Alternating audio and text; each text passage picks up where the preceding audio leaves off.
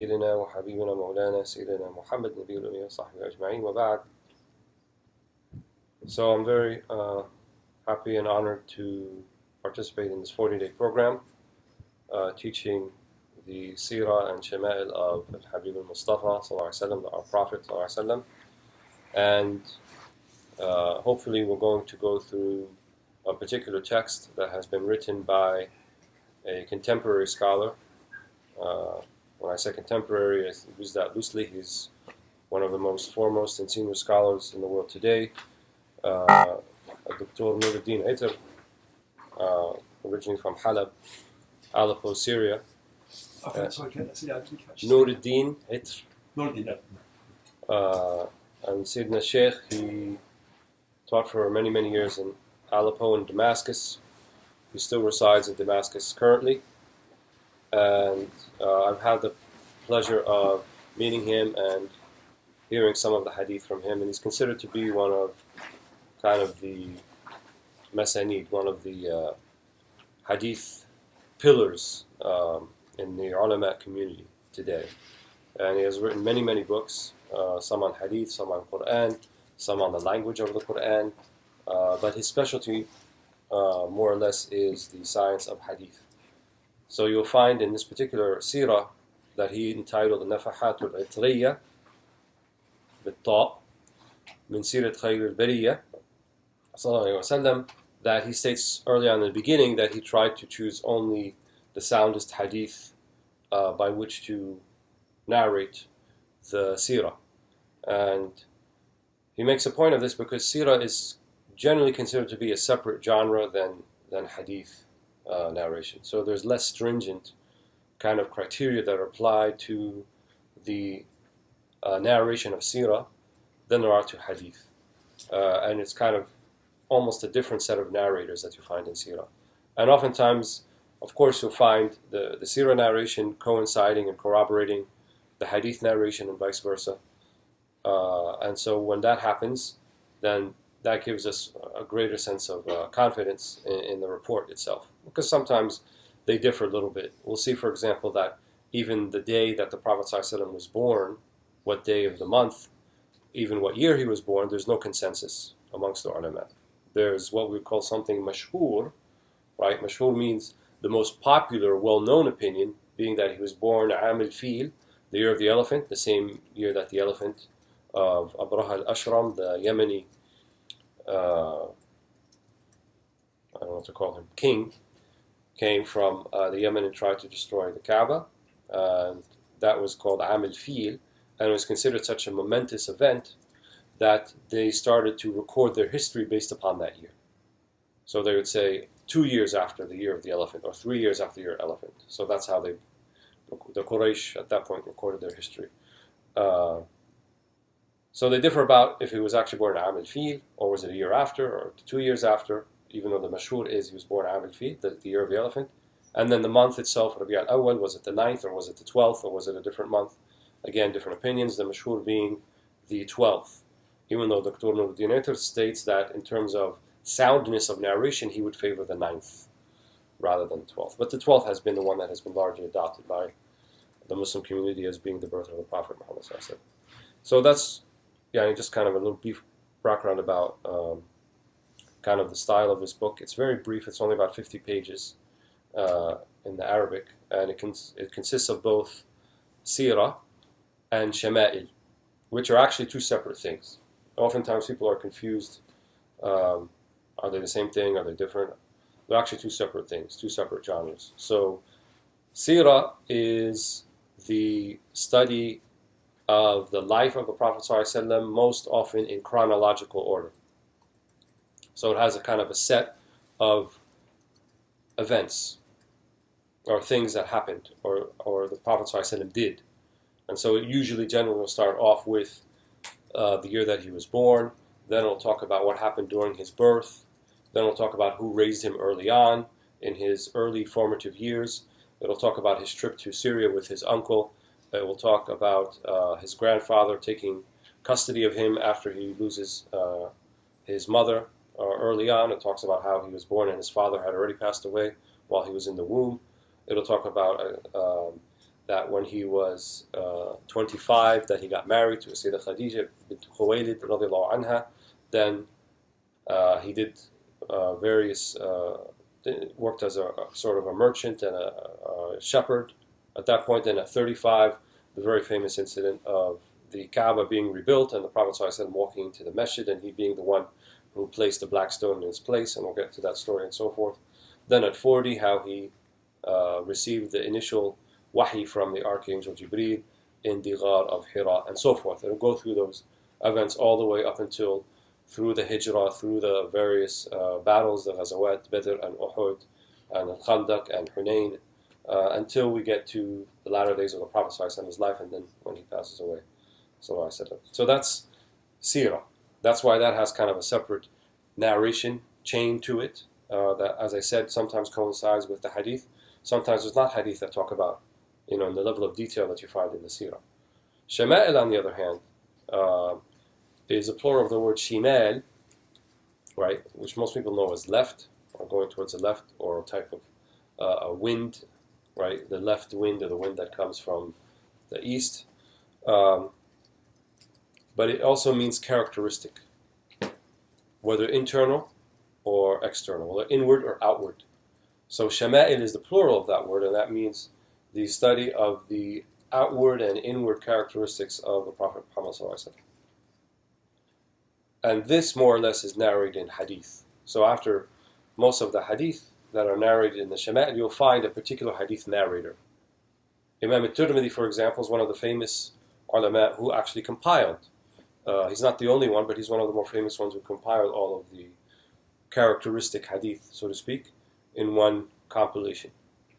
And those hadith are drawn from his own sahih, from his own compilation of sahih hadith. They're drawn from Al-Bukhari, from Muslim, from Abu Dawood, from Ibn Majah, from the Kutub al-Sittah, the 6 books as they're referred to, and sometimes outside of the 6 books. So the Shama'il are more or less descriptions. So if you looked at the table of contents of the Seerah, you would see, as I've described, chronological order. Some Seerah books actually go by year. So it'll say what happened the first year after the year of the elephant, the second, the third, then when they get to the Am al-Ba'tha, to the year that the Prophet ﷺ received his prophethood formally, then it starts saying 1 year after that, 2 years after that. Then when it gets to the Hijrah, it'll say 1 year after the Hijrah, 2 years after the Hijrah, and so forth. So that's what you'll find in the Seerah table of contents. In the Shama'il table of contents, it won't be like that.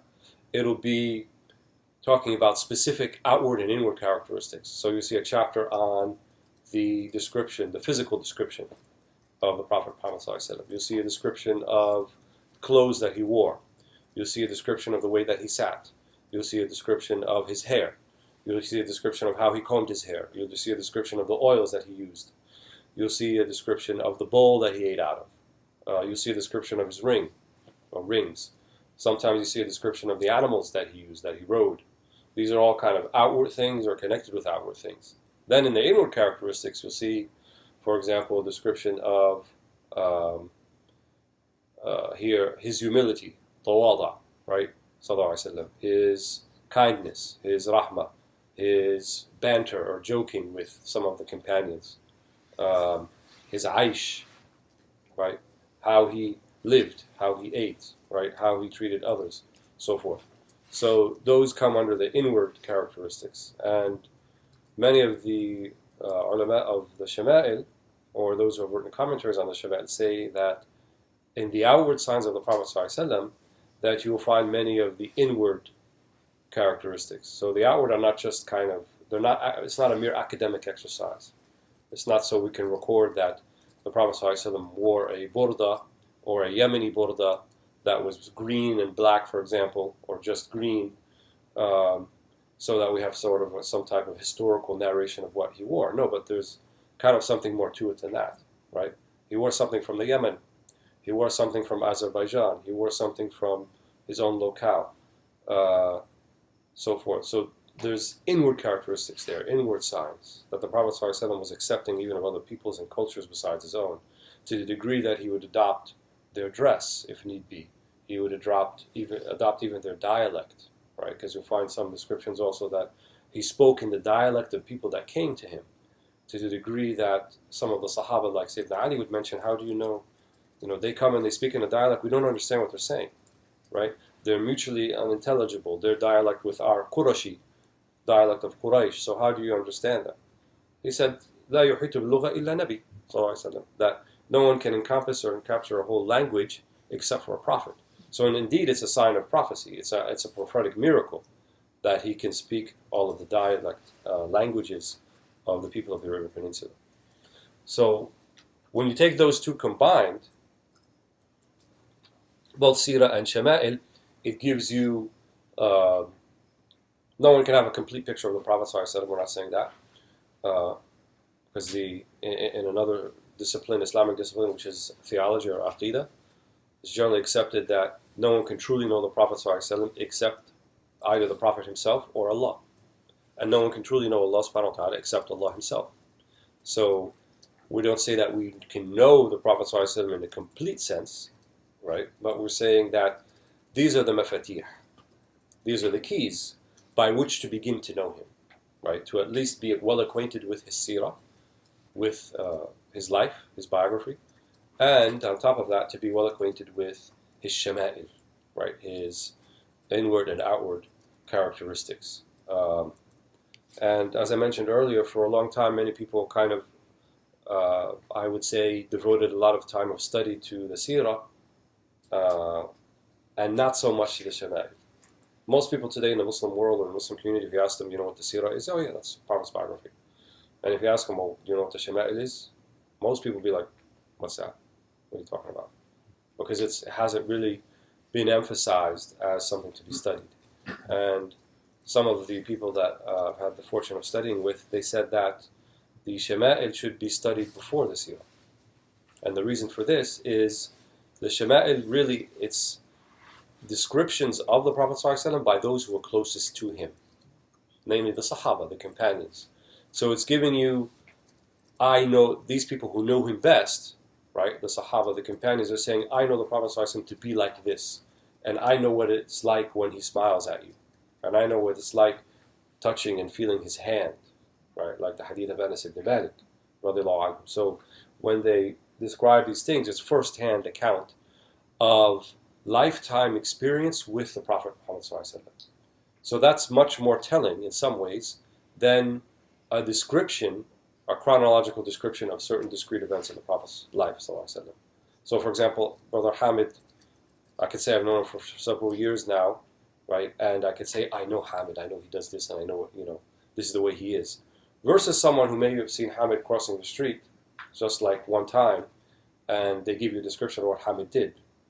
That may not give the whole story, right? So what the Shama'il does is gives you proper context of how to understand the seerah, right? And what often detractors, or would-be detractors of Islam, what they try to do is find things in the seerah that they can pick and point out, decontextualize them, take them out of their context, more or less, and say, look, see, backward, or look, see, violent, or look, see, crazy, or look, see, that. But if you had read the Shama'il, right, and understood the Prophet ﷺ, really understood him, then no, that's not crazy, that's not backward, that's actually a background behind that, there's a context behind that. Because if you know the man, ﷺ, then you can better understand the different situations that he found himself in and the different actions that he took. So that's why they mutually complement one another, and it's important that we study both. So Sayyidina Shaykh Nur he very nicely kind of summarizes both the Seerah and the Shama'il. He also talks a little bit about some of the affiliations of the Prophet ﷺ, talking about the children that he had and his wives and his kin, his relationships. I think he also goes into maybe even the swords that he owned and the animals that he rode and things like this. So there's no other man in history, sallallahu alaihi wasallam, that we record the name of the donkey that he rode, right? So we know that his name was Duldul, one of the donkeys, right? And one of the camels' names, the ones that rode into Medina on that day, and he said, and the Prophet ﷺ said about her, this female camel, "Da'aha innaha ma'mura," right? Leave her alone because she's commanded. She knows where I'm going to stop and where I'm going to stay, right? And her name was Al-Qaswa, right? So he named his animals, and in that, right? You may say, okay, that's neat. People name their animals today too, but back then, right, naming his animals and giving them, because what you do when you name something, you give it sharaf, you give it nobility, you make it a noble thing, right? No one wants to be called by, hey, you. It's not noble, right? It's kind of rude. But if you call someone by their name, right, and he named the animals that he possessed, he even named the swords, he named his turbans on occasion as well. He named the chainmail that he would wear into battle. So this was kind of ennobling and honoring the things even associated with the person of the Prophet ﷺ. Right? So, so those things are important as well. And many of the historians, the Muslim historians, they record the names of those things, right, which you find scattered in some of the hadith and so forth. And it's a whole other long discussion about, do animals have souls or inanimate objects and things like that. A big debate between some Muslim scholars, some saying that no, animals don't really have souls, others saying no, that they might, even though they're not mukallaf, right, they're not held accountable like human beings are, but they have a soul in the sense that there's something more to it than the physical entity that you see in front of you, right? And at least for the Prophet ﷺ, many of those things came alive. The Prophet ﷺ, animals spoke to him and he spoke to animals. They gave him salam, right? They complained about their owners, like the camel that complained about its owner to the Prophet ﷺ, that it was being beaten and it was being cursed at, right? And even inanimate objects, like the palm tree stump that the Prophet ﷺ used as a minbar, right, which was in the mosque. And on the day that he was going to decide to take something else beside the palm tree, they heard a scream. It's recorded in the hadith. Sahaba heard a scream like a scream they never heard before. And it came from that palm tree, right, because it didn't want to be separated from the Prophet Muhammad ﷺ, right? So did that thing have a soul or not? Or did Allah give it a type of soul? Believe what you want to believe. But at least you could say that the Prophet ﷺ, he gave things soul. They became soulful around him, right? They became alive, even though normally you wouldn't think that they'd be alive. But for him, everything was alive. Everything around him was alive, right? The sand, the ground, the rocks, the mountain. He described the mountain of Uhud, right? That Uhud is a mountain that we love and it loves us. Love. He said the word love, right? Hub. He described that about a mountain. So many of those things will come out in the Shamaail and occasionally will come out in the Seerah. What has happened, I think, unfortunately, is kind of the exclusive study of the Seerah in some circles, right, and the negligence of the Shamaail has made the Seerah kind of just like, a typical biography that you'd read about somebody else. And when we're talking about the Prophet ﷺ, we're not talking about someone who kind of was born on a particular day and then died on a particular day and then it's finished. It's living, right? It's as I said, a way for you to access that living legacy of the Prophet Muhammad ﷺ, because we don't really consider him to be not here or dead in that sense. People are not aware, but in our prayers, at least 10 or 12 times a day, we say on our tashahhud, Assalamu alayka ayyuhan nabi, right? We're addressing the Prophet Muhammad ﷺ. We're saying, I give salams, and I say, ayyuhan nabi, yani, in the second person. You're addressing the Prophet ﷺ directly. You're not saying in the third person about him. You're speaking to the Prophet ﷺ. And many hadith talk about how the Prophet ﷺ, he hears our salam, right? Or at least the salam is conveyed to him, right, in whatever realm that he is now. So there's a type of life still associated with the Prophet Muhammad ﷺ. So in order to properly understand the Prophet ﷺ, and then actually we should try to love the Prophet ﷺ, we have to know him, right?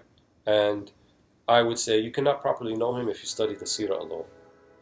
You have to study the Shamaail as well in order to know him. And I would say, or maybe a more appropriate way would be to say, you will know the Prophet ﷺ on a certain level by studying the Seerah. You will know him on a certain level by studying the Shamaail. And I would say you would know him on another completely different level by finding and associating with one who embodies the Prophet ﷺ, his traits. In other words, a Muhammadan heir, a warith, right? Al-ulama warathat al-anbiya. The scholars are the heirs and inheritors of the prophets. So if you find someone like this, you actually can know the Prophet ﷺ by this person. And I've seen it. It's not like it's just some type of, storytelling. Wallahi, I've seen it. Alhamdulillah, I've been fortunate enough to meet more than one person where I understand things about the Prophet ﷺ because I see them in those people who are his heirs and inheritors. So, small introduction. What I'd like to do, I sent the text to Hamid, Sidi Hamid as a PDF, and hopefully he'll distribute that to everyone. Unfortunately, it's only in Arabic. Since this is kind of a smaller group, what I wanted to do is kind of go through the Arabic, and since it's pretty, I would say, for those who have studied a little bit of Arabic, it's not a difficult Arabic. It's kind of, I don't want to say easy because I can't tell, but I would say it's moderately easy. It's not a difficult text. Doesn't have difficult words in it. So perhaps we could read through it, and since it's only 50 pages, then we'll try to get through that. So hopefully by the next session, everyone will have the PDF, I guess, sent to them. So Sayyidina Shaykh Nur Hafidahullah, he begins with the Basmala, right? Any Bismillah ar-Rahman ar-Rahim, any matter that is of importance should begin with Bismillah ar-Rahman ar-Rahim, and he does that here. And then he says, Alhamdulillah alladhi sharrafa al-alamina bi Sayyidina Muhammad sallallahu alayhi wa sallam a'zam al-anbiya wal-mursaleen wajtabahu wa akhtaruhu bashiran wa nadhiran lil-awwalin wal-akhirin. So he praises God and the one that has ennobled and has honored al-alamin, the universe, right? In the Fatiha we say Rabbil Alameen, which is usually a type of plural that's reserved for what we call cognitive or sentient beings, right? Like human beings, not for kind of something abstract like the universe. But they said that here, al-alameen means the many worlds, right? So al-alam means the universe. Al-alameen means many worlds, but it's using the human plural, right? Usually what you would use is the non-human plural, like awalim. But the human plural here would indicate, as some have mentioned, that it's referring that the significance and importance of al-alameen, of all the worlds, is that there are sentient and cognitive beings, right, that actually define what these worlds are. So some said the world of human beings, the world of the jinn, the world of the malaika, of the angels, and so on, and the beings of the higher realm. Because that's what makes them significant. So hence, using the human plural, for that which has cognition. So he ennobled the worlds, right? And when we say the Prophet ﷺ is a prophet for everyone, we don't just mean human beings. He's also a prophet for the jinn, or those created from fire, which is the same kind that shaitan is from. And not all of the jinn are shayateen. Not all of the jinn are devils, right? Or they said about themselves in the Quran, minna as-salihun wa minna duna dhalik. Right? Some of us are salih, some of us are good, and some of us are not. Right? So there are good jinn and there are bad jinn. So al-alameen means all of those worlds. And Surah al-Jinn in the Quran also indicates Prophet ﷺ actually had some type of rapport or relationship with some of the jinn, and that he recited Quran to them. Although generally speaking, human beings should completely avoid any contact with the jinn. So he ennobled the worlds bi Sayyidina Muhammad by sending us the Prophet Muhammad. That's how the world became ennobled, how it became honored, by sending the greatest creation, right, of the world, to the universe. أعظم الأنبياء والمرسلين, the greatest of the prophets and messengers. واجتباه واختاره بشيرا ونذيرا, right, and he has chosen him and he has selected him as a bashir. Right. When the Prophet ﷺ, after he received his initial revelation, and there was a period of what we call Fatrat al-Wahi, which is a space where he received no revelation, which spanned about 2.5 years, and then the revelation came again, like أيها المزمل قم فأنذر, right? أيها المزمل, the one who was wrapped up, قم, stand, فأنذر, min nidara, right? Give warning, right? Give warning. But just like everything is created in pairs, even ma'ani, even meanings are created in pairs. So when you have nidara, you have to have bishara. So nidara is warning, But bishara is encouragement, giving good signs, being optimistic. And so then you have balance, right? Because if it's all nidara, then it's imbalanced. If it's all bishara, it's also imbalanced. So the Prophet ﷺ, اختاره بشيرا ونذيرا. بشيرا ونذيرا, both of them. للأولين والآخرين. For the first amongst us as well as the last. Some of the ulama have actually said that the Prophet ﷺ is a prophet for even those who came before him, and that he deputized more or less, in a spiritual sense, all of the prophets before him, and they were acting on his behalf. And whether everyone accepts that or not is an issue of dispute, but we know for certain that every prophet came with a message, La ilaha illallah and Muhammadun Rasulullah, every single one of them. Each of them came and foretold of the last prophet who was coming. And each of them was clear with their own constituency, their groups, that I am not the last prophet, but there will be, if you live till the time of the last prophet, then you should follow him. Right? وَرَسُولٌ يَأْتِ مِنْ بَعْدِهِ اسْمُهُ أَحْمَدٌ. That's what Isa said to, Jesus alayhi salam said to his companions, al-Hawariyin, right?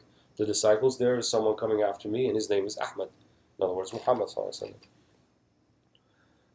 Then he says, Allahumma salli wa sallim wa barak alayhi wa ala alihi wa ashabihi wa atba'ahi bi ihsanin ila yawm ad-din, offering salawat and salam on all those, his companions and those who follow him in goodness till the last day.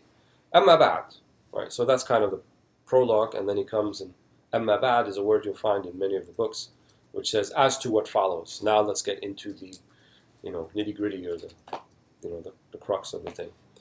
فهذه نفحات عطرية يحق عليك أيها المسلم أن تحفظها وتكون على ذكر لها من سيرة خير البرية عليه من الله تعالى أفضل الصلاة والسلام وأزكى التحية، وهي لمحات يجب على المسلم معرفتها عن شخص رسول الله صلى الله عليه وسلم ومولده ونشأته وبعثته وذكر أحواله ومواقفه في تبليغ الدعوة وجهاده صلى الله عليه وسلم ثم شمائله الحميدة المجيدة.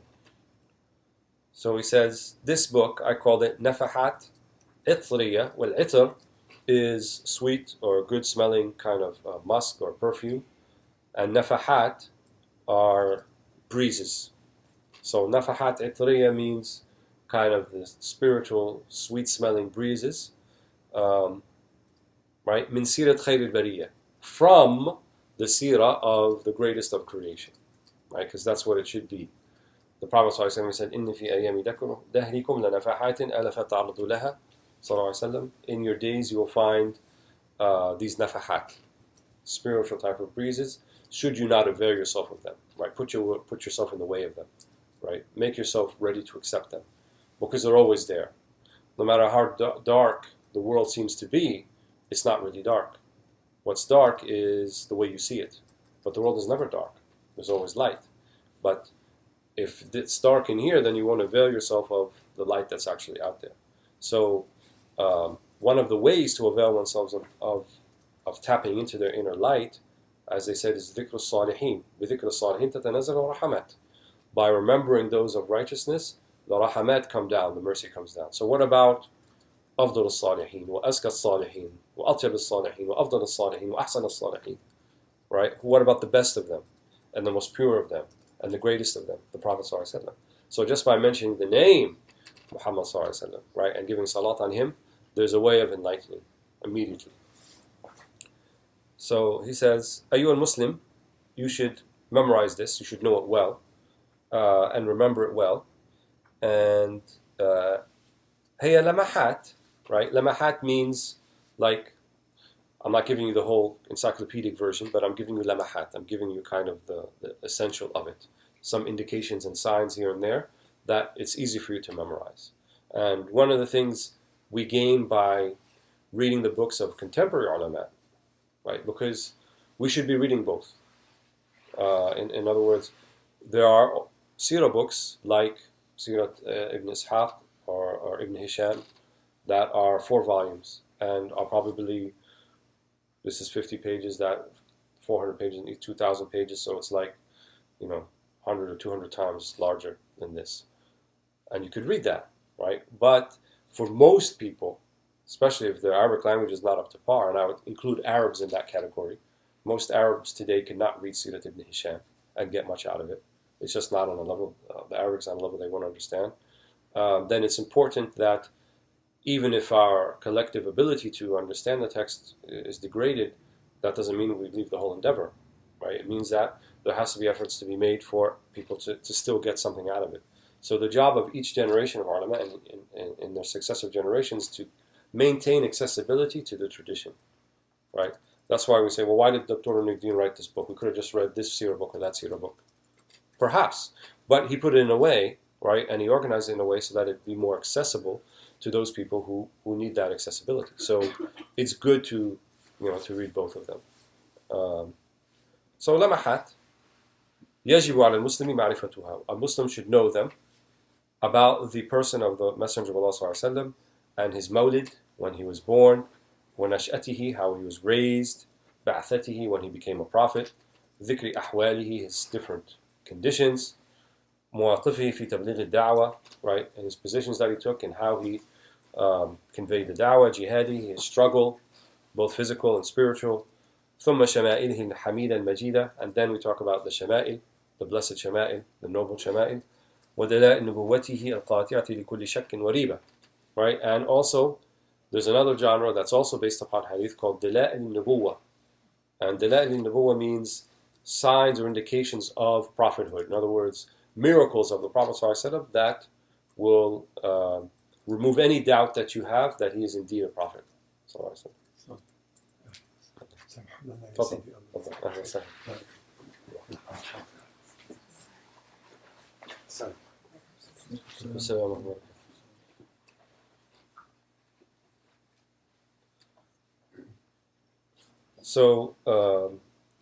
those is what he includes in the book. وإن كل ما أوردناه هنا هو في الأحاديث الصحيحة والثابتة فكن منها على طمأنينة وسكينة. He said everything that we have mentioned of the hadith here are from the hadith al-sahih والثابتة, and the confirmed ones, right? Yani the highest category. However, I would point out that doesn't mean that if we know something of the seerah that doesn't have a sahih hadith behind it, does it mean we reject it? No, it doesn't mean that either. But since he was able to condense and summarize, then he tried his best to stick only to what would be the soundest of sources in the Sahih Hadith. فَكُنْ مِنْهَا عَلَى طُمَأْنِينَةٍ وَسَكِينَةٍ. So be confident and comfortable and peaceful and tranquil that it's coming from the best and most reliable sources. وَتَأَمَّنْ مَا فِيهَا مِنْ دَرْسٍ وَعِبْرَةٍ. And contemplate what you will find in it from dars, from lesson, and ibrah, things for you to consider, right, to learn from, right? It's not hadithun yuftara, as the Quran says, right? These qisas, they're not just stories, nice bedtime stories, and that people made up, and old wives' tales. No, this is haqq, right? And if it's haqq, then this is something that you have to internalize, right? You got to make it part of who you are, and understand it, and contemplate it, and think about it. And the seerah really is archetypal, in the sense that it gives you a blueprint, because we as Muslims in general are going to encounter situations similar to what the Prophet ﷺ encountered, right? One may argue that we are kind of reliving the Meccan period again, right, in our current times, right, where people don't want to hear about Islam, and people like the Quraysh are putting cotton in their ears so they don't hear anything that we have to say, and that just being a Muslim in and of itself is an accusation, very similar to the Meccan period. So, we have to be acquainted with that, right? What did the Prophet ﷺ do when he was faced with such adversity, right? What was his reaction? وصلي وسلم على النبي صلى الله عليه وسلم عند كل جملة وعطر المجلس بالصلاة والسلام عليه صلى الله عليه وسلم لدى نهاية كل مقطع وفقرة. So he's saying, offer salat and salam on the Prophet صلى الله عليه وسلم عند كل جملة, at each sentence, وعطر المجلس بالصلاة والسلام عليه صلى الله عليه وسلم لدى نهاية كل مقطع وفقرة. And after the end of each section, he's giving advice that for people who are reading it, then they can give the salat wa salam at the end of each section. So if Dr. Nuruddin thinks that's what we should do, then that's what we're going to do.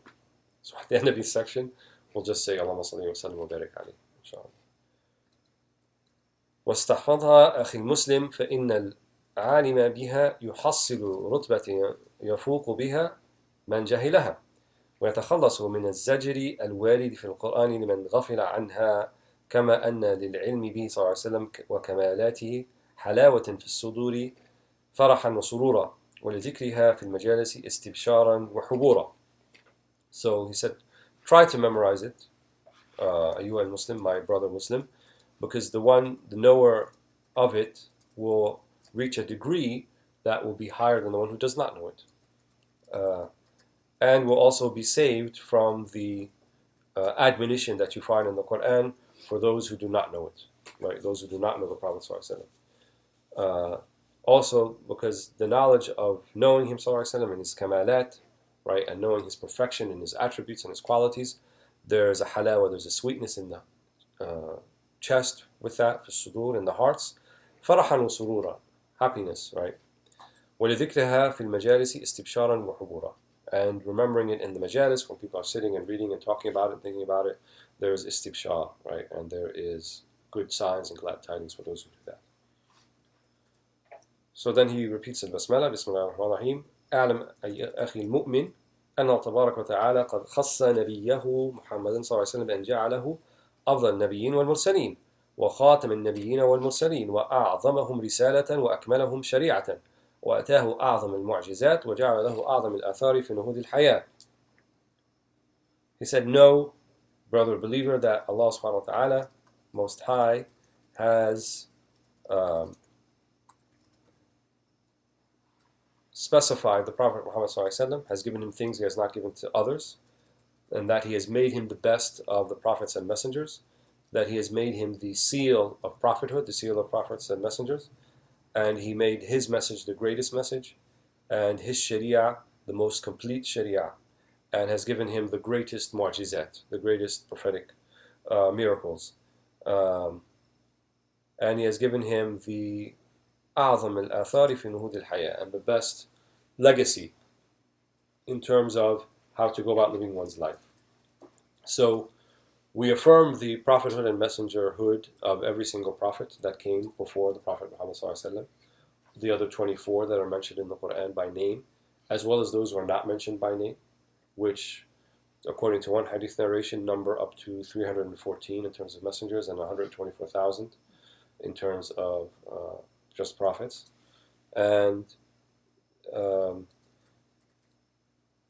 we do not disparage any of the prophets. We do not, when we say the Prophet ﷺ, Muhammad is better than them, what we mean by this is that he was given a degree by Allah subhanahu wa ta'ala over them.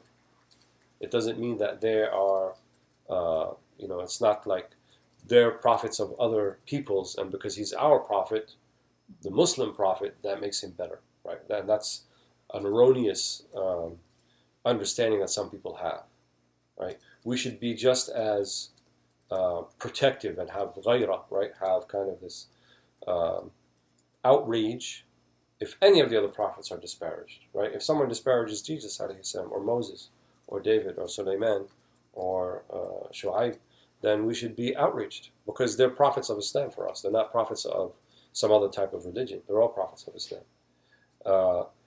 Here, Dr. Nuruddin, he just mentions أكملهم شريعة. The difference is they had a different sharia. And what we mean by sharia is the actual practical way of living life as a Muslim. The manner by which you pray, the manner by which you pay zakat on your wealth, right? All of the sharia had some form of that. But in terms of the details, how many times in the day, how many rak'ahs, what you read and what you say, they differed, obviously, right? The previous prophets didn't have Quran, so they didn't read Quran in their prayers, they read something else. But they did have some form of qiyam and sujood and ruku and prostration, most likely, yes. So his sharia is akmal al-shara'i, right? It is the most complete of the sharia because it is the one that was meant to last until the last days, till the end of days. So it has within it the ability to address all times and all peoples, right? That doesn't mean it's some type of rigid, stagnant kind of system that is not open to adaptability and change. No, it's quite the opposite. Because it can change, or it can address different situations and circumstances, that's what makes it the most complete. Rather than, having this idea it's some type of rigid thing that, can adapt to and address different situations and circumstances. وَأَتَاهُ أَعْظَمَ الْمُعْجِزَاتِ, and he gave him the greatest mu'jizat, right? Obviously, the greatest mu'jiza, the greatest miracle, is the Quran. It's a living miracle, still a miracle today, right? Even as it was 1400 years ago. But there are other miracles as well. Every single miracle that the other prophets were given, the Prophet ﷺ was given something similar to it, right? Even if it was of a physical type. We'll see in his section about Dala'il al-Nubuwah also that there were physical miracles very similar to the ones like the cane of Moses and like the healing of Jesus alayhi salam. The Prophet ﷺ also had similar things to this as well. The Prophet ﷺ did heal people. There was a man who came from back one of the battles, I think it was Uhud, and his eye literally was drooping down, like he lost his eye. The Prophet ﷺ put his hand on it and he healed him. The same thing that Jesus was able to do, alayhi salam. Right. So he was given similar miracles, including obviously the greatest miracle, that being of the Quran. وَأَخَذَ الْمِيثَاقَ عَلَى النَّبِيِّينَ أَنْ يُؤْمِنُوا بِهِ إِنْ جَاءَهُمْ وَبَشَّرَ بِهِ الْأَنْبِيَاءُ وَمُوسَى وَعِيسَى أُمَمَهُمْ فَهُمْ يجدونه مكتوبا عندهم في التوراة والإنجيل يأمرهم بالمعروف وينهاهم عن المنكر ويحل لهم الطيبات ويحرم عليهم الخبائث ويضع عنهم إصرهم والأغلال التي كانت عليهم. وأخذ الميثاق على النبيين, so the covenant was taken with all of the previous prophets to believe in him if he came. So as I mentioned, they told their people, if this prophet comes while you're still alive, then you have to believe in him. That's part of my message, that previous prophet's message. وَبَشَّرَ بِهِ الْأَنْبِيَاءُ وَمُوسَى وَعِيسَى أُمَمَهُم, right? And Moses and Jesus specifically also told their their nations of the Prophet Muhammad ﷺ. Then he mentions the verse from the Quran, يَجِدُونَهُ مَكْتُوبًا عِنْدَهُمْ فِي التَّوْرَاةِ وَالْإِنْجِيلِ. They will find him written, mentioned in the Torah and the Injil, right? In both the Torah and the Injil, or the Gospel. يَأْمُرُهُمْ بِالْمَعْرُوفِ, right? He commands them to good, وَيَنْهَاهُمْ عَنِ الْمُنكَرِ, and forbids them from evil. وَيُحِلُّ لَهُمُ الطَّيِّبَاتِ, and he makes everything that is tayyib, that is good and pure, halal.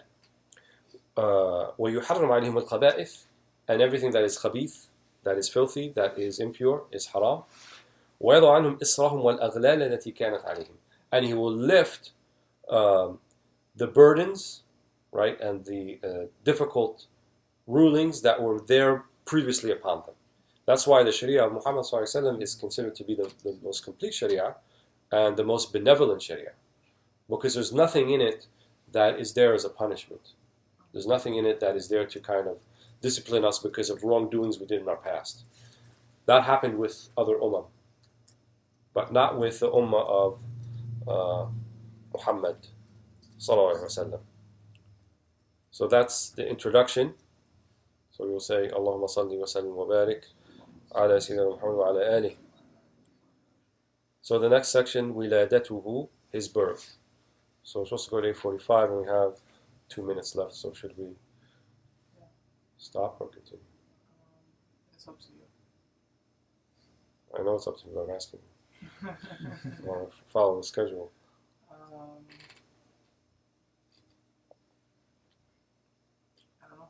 Well, by the time you answer me, the 2 minutes will be over. Is it to read the Latin? Yeah, it's going to be about to be at 8:45. Okay, so we can stop here and maybe take 1 or 2 questions. If not, then we'll stop. Alhamdulillahi Rabbil Alameen. So anyone have any questions? Yes, Nancy. So my husband and I were having this discussion a few weeks back that one of the companions, we were talking about the Prophet being the prophet of all, for all the people in the jinn of all times. But was there one of the companions who narrated